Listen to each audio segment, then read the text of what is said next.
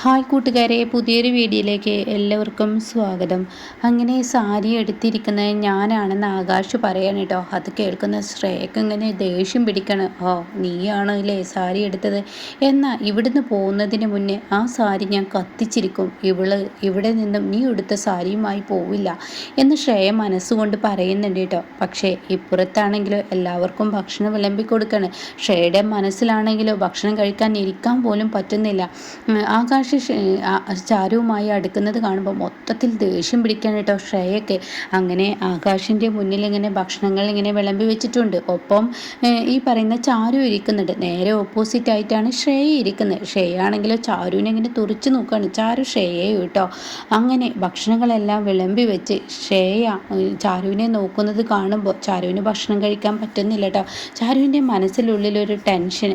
അപ്പോൾ ഈ സമയം ബാക്കിയുള്ളവരൊക്കെ ഉണ്ടല്ലോ, അതായത് ബാക്കിയുള്ള സ്റ്റാഫുകൾ രാജേന്ദ്രൻ, അതുപോലെ കൃപേഷി, ഇവരൊക്കെ ഉണ്ടല്ലോ, അവരൊക്കെ പറയാണ് ചാരു നീ എന്താ ഭക്ഷണം കഴിക്കാത്ത? അപ്പോഴേക്കും ഉടൻ തന്നെ ആകാശ് ശ്രേയ നോക്കുന്നുണ്ടെന്ന് കാണുമ്പോൾ ഓ ചാരു നീ എന്താ കഴിക്കാത്തത്? അത് പിന്നെ വാരി കൊടുക്കാതെ ആയിരിക്കും എന്നിങ്ങനെ രാജേന്ദ്രൻ പറയാണ് കേട്ടോ. അത് കേട്ടോടെ തന്നെ കൃപേഷ് പറയണ എന്നാ വാരി കൊടുത്തേക്ക് എന്നങ്ങ് പറയുന്നുണ്ട് കേട്ടോ. അത് കേട്ടോടെ തന്നെ ആകാശ് പറയണ ഓ വീട്ടിലാവുമ്പോൾ ഞാൻ തന്നെയാണ് ഇവൾക്ക് വാരി കൊടുക്കാറ്, പക്ഷേ ഇപ്പം അതിന് കഴിയാത്തത് കൊണ്ടാണ് അവൾ ഭക്ഷണം കഴിക്കാൻ മടിക്കുന്നത്. എന്താ ചാരു, നിനക്ക് അങ്ങനെ എന്തെങ്കിലും കക്കുത്തിക്ക് കഴിക്കണമെന്നുണ്ടെങ്കിൽ ഞാൻ വാരിത്തരില്ലേ? വീട്ടിലെ പോലെയാണ് ഇവിടെയെന്ന് കരുതിക്കോ. അപ്പോഴേക്കും ആ അമ്മൂമ്മ പറയണ മോനെ നിങ്ങളെ പോലെ ദാമ്പത്യ ജീവിതം വേണം, അതാണ് ഏതൊരു ഭാര്യയും ഭർത്താവും ആഗ്രഹിക്കുന്നത്. അത് ആളുണ്ടെങ്കിലും അതിൽ യാതൊരു വീഴ്ചയും വരുത്തരുത്. അപ്പോൾ അത് കേൾക്കുന്ന ശ്രേയ അല്ലെങ്കിൽ മനുഷ്യനാകെ പിരി പോയി നിൽക്കുമ്പോൾ ഈ തള്ളയുടെ ഈ എരിപിരി കയറ്റുന്ന വാക്കുകൾ കേട്ടാൽ ഏറെ ദേഷ്യം പിടിക്കും എന്നിങ്ങനെ ശ്രേയ മനസ്സുകൊണ്ട് പറയാൻ കേട്ടോ. അപ്പോൾ ഈ സമയം എന്താ നോക്കി നിൽക്കുന്നത്? നീ വാരിക്കൊടുക്കുക ആകാശേ, ഞങ്ങളില്ലെന്നങ്ങ് കരുതിക്കോ, വീട്ടിലാണെന്ന് കരുതിക്കോ. അങ്ങനെ ചാരുവിന് ഈ ഭക്ഷണം ഇങ്ങനെ വാരിക്കൊടുക്കണം കേട്ടോ. അപ്പോൾ ചാരു പറയണേ എനിക്ക് വേണ്ട, ഞാനെടുത്ത് കഴിച്ചോളാം. എന്തിനാ കാക്കുത്തി ഇങ്ങനെ മടിക്കുന്നത്? ഇവരൊന്നും ഇവിടെ ഇല്ലെന്ന് കരുതിക്കോ. അമ്മ പറഞ്ഞത് കേട്ടില്ലേ? നീ ഇവരൊന്നും ഇവിടെ ഇല്ലെന്ന് കരുതി ഈ ഭക്ഷണം അങ്ങ് വാങ്ങിച്ചേ. അങ്ങനെ ചാരുവിന് ആകാശ് ഭക്ഷണം വാരിക്കൊടുക്കുന്നത് കാണുമ്പോൾ ശ്രേയക്കിരിക്കാൻ കഴിയുന്നില്ല കേട്ടോ. അപ്പോൾ ചാരുവിനെ ഇങ്ങനെ ഭക്ഷണം വാരിക്കൊടുക്കുന്നത് തന്നെ ആകാശ് ശ്രേയയെ ദേഷ്യം പിടിപ്പിക്കാനാണ്. അങ്ങനെ ശ്രേയയുടെ മനസ്സമാധാനം നഷ്ടപ്പെടുകയാണ്. ശ്രേയ അവിടെ നിന്നും പതിയെ എണീറ്റ് പോവുകയാണ് കേട്ടോ. ഇതേ സമയം ശ്രേയ എണീറ്റ് പോകുന്നത് കാണുമ്പോൾ ആകാശിനൊരു പുഞ്ചിരിയൊക്കെ വരികയാണ്. അപ്പോൾ ചാരു ആണെങ്കിൽ ഞാൻ കഴിച്ചോളാം അക്കുച്ചേട്ട അത് അവിടെ വെച്ചേ എന്ന് പറഞ്ഞിട്ട് കഴിക്കുന്നുണ്ട് കേട്ടോ. അപ്പോഴേക്കും സൗമ്യ അങ്ങോട്ടേക്ക് ചെല്ലുകയാണ്. അപ്പോൾ സൗമ്യ ചോദിക്കുകയാണ് എന്താ ശ്രേയെ, എന്താ മാഡം ഭക്ഷണം കഴിക്കാതിരുന്നത്? എന്തോ ഭക്ഷണം കഴിക്കാനിരുന്നപ്പോൾ എനിക്കെന്തോ വൊമിറ്റ് ചെയ്യാൻ വരുന്നത് പോലെ തോന്നി, അതുകൊണ്ട് കഴിക്കാതിരുന്നതാ.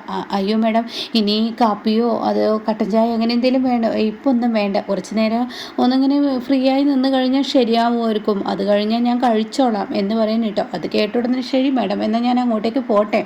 അങ്ങനെ ഇവർ ഭക്ഷണം കഴിക്കുന്നത് കണ്ടിട്ട് ശ്രേയക്ക് മനസ്സമാധാനം കിട്ടുന്നില്ല കേട്ടോ. പിന്നീട് ഇവർ താഴോട്ട് പോവാണ്. ശ്രേയ ആണെങ്കിലും മുകളിൽ നിന്ന് സൗമ്യയുമായി ഇങ്ങനെ സംസാരിക്കുന്നുണ്ട്. അപ്പോൾ സൗമ്യ ചോദിക്കുന്നുണ്ട് ഇനി എന്തെങ്കിലും വേണം മാഡം, എന്തെങ്കിലും സഹായം വേണ്ട സൗമ്യ പോയിക്കോ, കുറച്ച് നേരം ഈ ടെറസിൽ നിന്ന് ഞാൻ ഈ കാറ്റ് കൊള്ളട്ടെ എന്നിങ്ങനെ പറയുന്നുണ്ട് കേട്ടോ. പിന്നീടാണെങ്കിൽ ശ്രേയ മനസ്സുകൊണ്ട് ചിന്തിക്കുന്നത്, അതായത് സാരി എടുത്ത് കൊടുത്തിരിക്കുന്നത് ഈ പറയുന്ന ആകാശാണെന്ന് പറഞ്ഞില്ലേ, ആ വാക്ക് തനിക്ക് തീരെ ദഹിച്ചിട്ടില്ല കേട്ടോ. അതുകൊണ്ട് തന്നെ മനസ്സിന് ഒരു സുഖവും സമാധാനവും കിട്ടുന്നില്ല. അങ്ങനെ നിൽക്കുമ്പോൾ ടെറസിന് മുകളിൽ നിന്ന് താഴെ നോക്കുമ്പോൾ താൻ കാണുന്ന കാഴ്ച ആകാശ് ഷാരുവുമായി നിൽക്കുന്നതായിരിക്കും കേട്ടോ. ഇവർ രണ്ടാളും തൊട്ടുരുമ്പി കൈ ഇങ്ങനെ കോർത്ത് പിടിച്ച് അതുപോലെ ആളുകളുടെ മുന്നിൽ വെച്ച് ആളുകൾ കാണാൻ വേണ്ടിയാണ് ആകാശ് ഇതൊക്കെ ചെയ്യുന്നത്. അപ്പോൾ ആകാശ് ഇങ്ങനെ പറയുന്നുണ്ട്, എന്തൊക്കെയോ ഇങ്ങനെ പറയുന്നുണ്ട്, അത് നമുക്ക് മുന്നിൽ വ്യക്തമല്ല. തോളിലൊക്കെ കൈയിട്ട് എൻ്റെ ഭാര്യയാണ് ഇവള് എന്നുള്ള രീതിയിൽ ഇങ്ങനെ തോളിൽ കൈയിട്ടൊക്കെ ചെയ്യുന്നുണ്ട് കേട്ടോ. അതൊക്കെ കാണുന്ന ഷേഡ് പിടി വിട്ടു പോവാണ്, മനസ്സ് പിടിച്ചാൽ നിൽക്കുന്നില്ല, തനിക്ക് ആകെ ടെൻഷനാവുകയാണ് കേട്ടോ.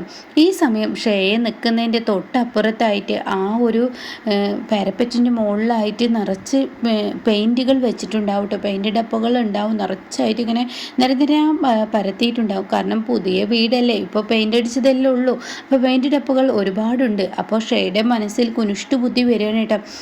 തീർച്ചയായും ഇവൾക്കൊരു പണി കൊടുക്കണം. അപ്പോഴും മുത്തശ്ശി പറഞ്ഞ വാക്ക്, നീ സാരി ഇവിടെ വന്നതിൽ ഏറ്റവും സാരി എടുത്തിരിക്കുന്നത് നന്നായിരിക്കുന്നത് ചാരു ആണെന്ന് പറഞ്ഞപ്പോൾ ആകാശാണ് എടുത്തു കൊടുത്തത്, ഇവൾക്ക് സാരി എടുക്കാൻ അറിയില്ല എന്ന് പറഞ്ഞ ആ വാക്ക് കേട്ടോ.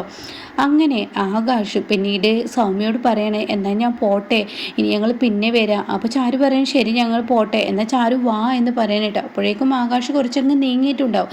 ചാരു ഇവരോട് യാത്ര പറഞ്ഞ് ചാരു ഇങ്ങ് വരുന്ന സമയത്ത് മുകളിൽ നിന്നും ശ്രേയ ആ പെയിൻറ് ബക്കറ്റ് ചാരുവിൻ്റെ ദേഹത്തോട്ട് അങ്ങ് തട്ടണിട്ട്. അപ്പം മുകളിൽ നിന്ന് വീഴുന്നത് കൊണ്ട് തന്നെ ശ്രേയ ആ സമയം കൊണ്ട് അവിടെ നിന്ന് നീങ്ങി നിൽക്കൂട്ടോ. അങ്ങനെ ചാരുവിൻ്റെ ദേഹത്ത് മൊത്തത്തിൽ പെയിൻ്റ് ആവാണ്, സാരിയിലും ബ്ലൗസിലൊക്കെ പെയിൻ്റ് ആവാണ്.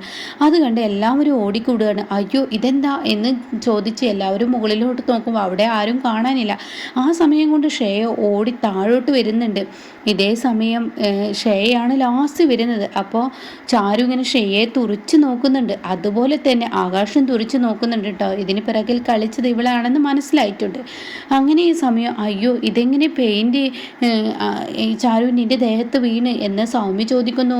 കൃപേഷ് മറ്റുള്ളവരൊക്കെ ചോദിക്കുന്നുണ്ട് കേട്ടോ. അപ്പോൾ ആ സമയം എങ്ങനെയാണെന്ന് അറിയില്ല, മുകളിൽ നിന്ന് വീണതാണ്.